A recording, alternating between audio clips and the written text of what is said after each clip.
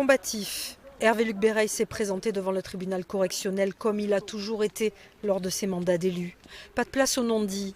Oui, il y a eu des dépenses qu'il ne peut pas justifier.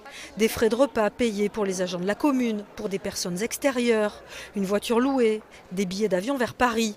Mais tout est lié à son action au service de la ville. Et il justifie, le maire n'est pas un juriste, lui et son conseil municipal posent les orientations, la petite cuisine est réalisée par les comptables. Je ne connaissais pas la réglementation sur les frais de mission.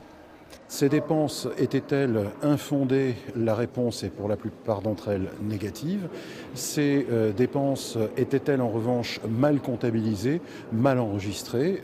Hervé-Luc Béreil ne le conteste pas et explique aussi les raisons pour lesquelles ils n'ont pu sans doute faire comme cela devait se faire. Seulement voilà, la justice lui reproche plus de 83 000 € de frais non justifiés entre 2014 et 2017 et des fausses factures envoyées à la Chambre régionale des comptes lors du contrôle. Hervé-Luc Béreil se défend. « Je ne me suis pas enrichi.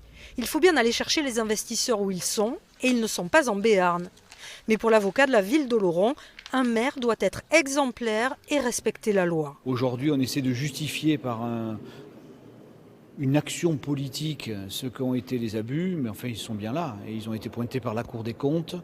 Il n'y a pas eu vraiment de contradiction et puis quand il a fallu justifier justement ces abus, ils l'ont été par des faux documents. Donc je crois que ça dénote un petit peu ce dossier.